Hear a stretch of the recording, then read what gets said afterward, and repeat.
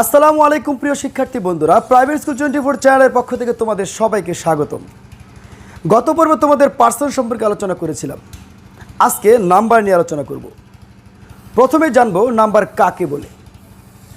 যা দ্বারা কোনো ব্যক্তি বা বস্তুর সংখ্যা বোঝায় তাকে মূলত নাম্বার বলা হয়। এই নাম্বারের উৎপত্তি মূলত নাউন থেকে হয়ে থাকে।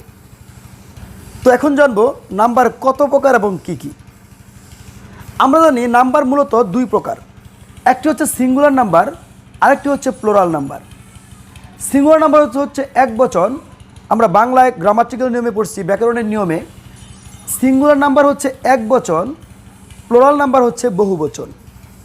তো সিঙ্গুলার নাম্বার কাকে বলে? আমরা জানি যে নাউন দ্বারা শুধুমাত্র একটি মাত্র ব্যক্তি, বস্তু বা প্রাণীকে বোঝায় তাকে সিঙ্গুলার নাম্বার বলা হয়। সিঙ্গুলার নাম্বারের মধ্যে রয়েছে যেমন ম্যান, বয়, পেন।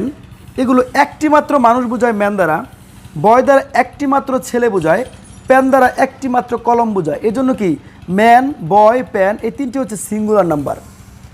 এর হচ্ছে প্লোরাল নাম্বার কাকে বলে? আমরা জানি যে নাউন দ্বারা একের অধিক ব্যক্তি বা বস্তু বোঝালে তাকে প্লোরাল নাম্বার বলা হয়। অর্থাৎ একের অধিক বোঝালে প্লোরাল নাম্বার হবে। প্লোরাল নাম্বার যেমন উদাহরণ হচ্ছে, এখানে ম্যান লিখছিলাম একটি মাত্র মানুষ বোঝায়, এখানে MEN দ্বারা অনেকগুলো মানুষ বোঝায়। বয় লিখলাম বয়েস, এখানে একের অধিক বালক বোঝায়। এরপর প্যান্স, এই এস যোগ করাতে এখানে কি অনেকগুলো কলম বোঝা যায়। তো সিঙ্গুলার নাম্বার এইগুলো হচ্ছে সিঙ্গুলার নাম্বার উদাহরণ, এইগুলো হচ্ছে কি প্লোরাল নাম্বারের উদাহরণ। এখন জানবো আমরা কীভাবে সিঙ্গুলার নাম্বার থেকে প্লোরাল নাম্বারে পরিবর্তন করতে হয়। তো বেশ কিছু রুল আছে, তার মধ্যে এক নাম্বার রুলটি হচ্ছে রুল 1। সাধারণত সিঙ্গুলার নাউনের শেষে এস যোগ করে প্লোরাল করতে হয়। এস যোগ করে প্লোরাল করতে হয়।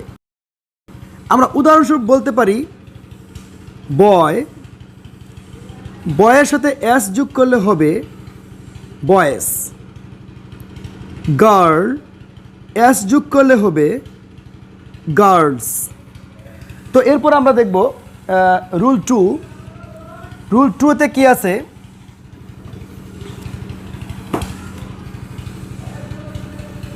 রুল 2, সিঙ্গুলার নাউনের শেষে S, SH, CH, X, Z ইত্যাদি থাকলে তাহলে ES যোগ করে প্লোরাল করতে হয়। যেমন আমরা উদাহরণস্বরূপ বলতে পারি, যেমন এস অর্থ গাদা, তো এখানে প্লোরাল করতে হয় SS।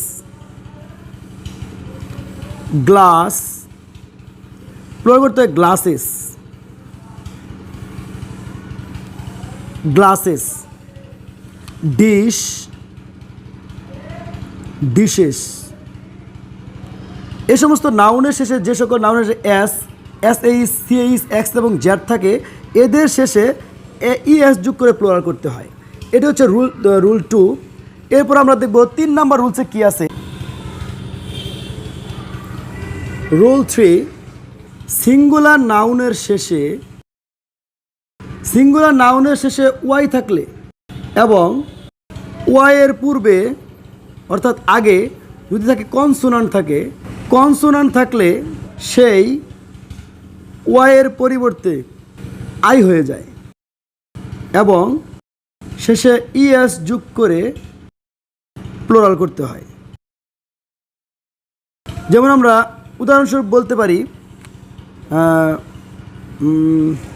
লিখতে পারি আর্মি। এখানে ওয়াই শেষে ওয়াই আছে, ওয়াইয়ের আগে কনসোনান্ট আছে, এজন্য কি ওয়াইয়ের পরিবর্তে আই হয়ে যাবে, এরপরে ES যোগ হবে আর্মিস। এরপর লিখতে পারি বেবি। এখানে ওয়াইয়ের আগে কনসোনান্ট আছে, এজন্য কি হয়ে যাবে বেবিস।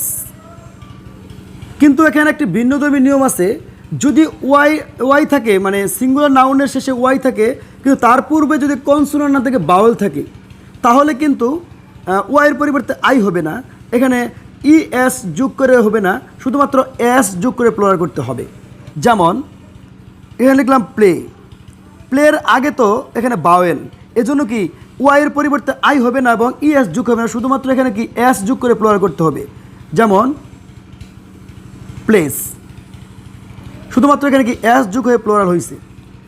এই কয়েকটা নিয়ম জানা থাকলে আমি মনে করি নাম্বার সম্পর্কে কারো কোনো ভুল হবে না। সম্পূর্ণ ক্লাসটি তুমি যদি মনোযোগ সহকারে দেখে থাকো তাহলে অবশ্যই নাম্বার সম্পর্কে তোমার আর কোনো ধরনের প্রবলেম থাকবে না। তো আজকে এই পর্যন্তই, দেখা হচ্ছে পরবর্তী ভিডিওতে, ততক্ষণ পর্যন্ত ভালো থাকো, ধন্যবাদ।